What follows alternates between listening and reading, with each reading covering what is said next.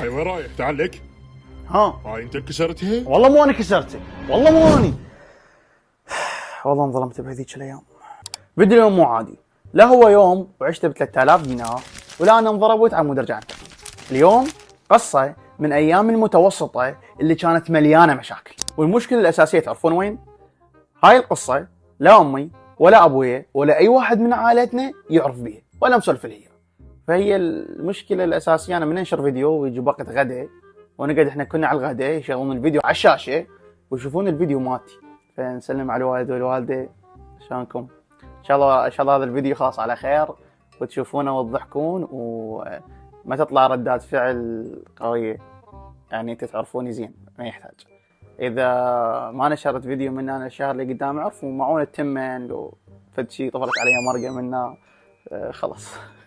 قبل لا نبلش القصه 96% من اللي يشوفون الفيديوهات ما مشتركين، ادري بدنا نتعب على الخالي بلاش، اشتركوا خلينا نكسر الارقام، وصلنا تقريبا ل 1600 مشترك 1800 مشترك، خلينا نكسر حاجز ال 10000 مشترك باقرب وقت، خليهم هدف لحد ما نوصل ل 100000 وناخذ الدرع. قصتي تبدي بواحد من الايام اللي كنت اداوم بها بالمتوسطه، طبعا كنت باول متوسط، كانت المتوسطه مالتي بنظام الثانويه، يعني المتوسطه باعداديه بمكان واحد، كانت بحي راقي وبيها نظام غريب صراحه، يعني الولد وبنات، البنات تداوم الصبح والولد يداومون الظهر، يعني احنا يبلش دوامنا الساعه 1 الظهر، 1 الظهر يبلش دوامه وخلص تقريبا الساعه 6 المغرب. فانا بهذا اليوم تقريبا وصلت من وقت تقريبا الساعه 11، يعني عندي تقريبا حوالي ساعتين اني لازم اقضيها.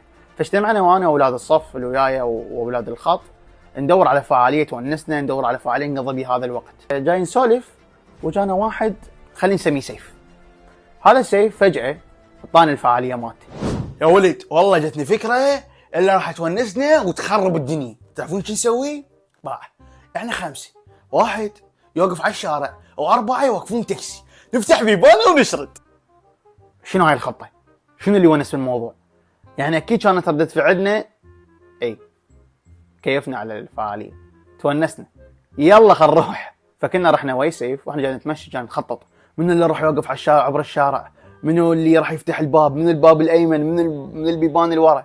فتوصلنا انه طبعا اني اتوتر، فقلت لهم لا انا خلوني عبر الشارع وانتم فتحوا البيبان، انتم فتحوا باب السياره وشرطوا، انا بالنسبه لي مجرد اراقب. وصلنا للشارع العام، انا وقفت عبروا الشارع يوقفون تاكسي، فجاه وقفوا تاكسي وانا اراقبهم خايف ومتوتر، باوع شو وقت يسووها يحجون ويا السايق. فجاه توزعوا على البيبان السياره، فتحوا البيبان، طمشت القاهم كلهم شاردين، وبالسياره عنده سايبه وحاره الدنيا الصبح، يعني ما تتخيلون مزاجه شلونه، وفوقها جهال جايين يخربطوا له المزاج. فجاه شافهم كلهم شردوا، واني من الخوف والتوتر شردت وياهم، وهو ما شاف بس شافني لي. سد البيبان وشغل السياره وراي، وانا ما توترت وانا اروح زين ليش تلحق وراي؟ انا شعلي انا فتحت البيبان، انا اركض طبيت بالشارع، اي شارع اي فرع قدامه طبيت بيه، اجى هو دايركت وراي بالسياره، يلحق بالسياره وانا اشرد، يلحقني من ورا يشرد، ما اعرف ايش صار، ما اعرف شنو كان يريد من عندي. والمشكله كنت بثلاث مشاكل، المشكله الاولى انه ما اقدر ارجع للمدرسه، اذا رجعت للمدرسه راح يندل المدرسه مالتي، اصدقائي ما اعرف وين راحوا، وين شردوا، اشرد وياهم ادندلهم ما اقدر. والمشكله الثالثه المنطقه ما اندل بيها، المنطقه ما اعرفها، كنت اول متوسط، اول سنه لي بهاي المدرسه، ما اعرف الدنيا وين صايره، ما افترف افرحها، مو منطقتي.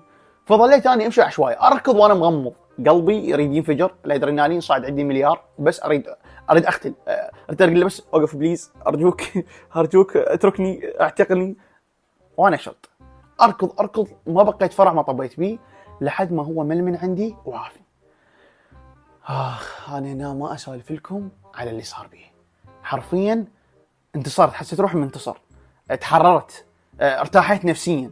وانا راجع جاي اتمشى القى اصدقائي شاردين خاتلين يبيعون علي، يعني يبيعون علي، لا انتم المنقذيني ولا انتم المساعديني ولا اللي خليتوني اختل وورطتوني، واني ما لي دخل باب التاكسي، ليش ردت ما اعرف، لحد الان انا جاي افكر، ذكرت القصه عم بتسولفها لكم وارد اتذكر اني ليش ردت اصلا ما اعرف، يعني انا كنت خارج الحسابات كنت اقدر ابوع عليهم واضحك بس. رجعنا نتمشى للمدرسه، والمشكله ما انتهت القصه هنا. هذا اليوم مو راضي يخلص علي. حكيت ويا اصدقائي وما اعرف شلون مشيت وياهم واحنا راجعين للمدرسه. قلنا خلاص بعد ما نسوي هاي السوالف وانتهت جاي نمشي فشفنا اسواق، قلنا ندخل الاسواق نشرب شيء ناكل شيء نهدي على نفسنا بعد هذا الركض والتعب اللي صار بينا. اشتريت مي، هذا اللي اشترى عصير. استاذ سيف، تذكرون سيف اللي ورطنا بالبدايه؟ استاذ سيف قرر ياخذ عصير، شايفين هذا العصير القزاز يكون بطل زجاجي؟ اخذ استاذ سيف. انا ما انتبهت على سيف شنو اخذ، ما مهتم صراحه. ورا ما ورطني كنت ناوي سيف انطي بلوك من حياتي. وجاي نتمشى باحد الافرع المتجهين للمدرسه، فجاه سيف خلص العصير مالته، خلاص يريد يتجه الى المدرسه. فسيف بدل لا يكون انسان طبيعي، بشر طبيعي، يشمر هذا البطل بمحل النفايات، عمي شمره بالشارع يا اخي. قرر سيف يسوي هاي السالفه. يا ولد شوف هاي الحركه. وشمر ببيت ناس غربه، ناس ما نعرفها، بيت غريب يا اخي. بشنو تفكر سيف؟ شنو تفكر؟ البطل من شمره تفلش داخل البيت. تخيلوا سمعنا تفليش داخل البيت. انا ماكو هم غمضت فتحت عيوني لقيتهم واصلين نهايه الشارع واني بعدني واقف يم باب البيت هذا. فجاه سمعت باب البيت انفتح وانا واقف يم باب البيت. شنو سويت؟ درت وجهي كانما انا لا اعلم ما الذي حصل واتمشى. ما اريد الفت الانتباه، انا ما ادري شو سمعت. فجاه اسمع صوت وراي. وين رايح؟ تعال لك. ها هاي انت اللي كسرتها؟ والله مو انا كسرته، والله مو انا. تعال لك. ها حبيبي تفضل. انت اللي كسرت البطل؟ الله ما علي. كان يلزمني مر رقبتي. انت لزمت البطل يا مان. قلت له والله ذولاك، شوفهم ذولاك. شنو اسمك؟ اسمي محمد علي عبد الله. يا صف ثالث متوسط. يا مدرسة عثمان بن سعيد. انا اعرف المدير مالتكم. فجزمني من رقبتي شو ما رد. عمي رحم الله والديك. وانا لا اسمي محمد عباس عبد الله ما ادري شنو، ولا اني ثالث متوسط. وضحكت عليه. اذا تذكرني واذا شافني ترى ضحكت عليك، مو هيك اسمي. يلا روح.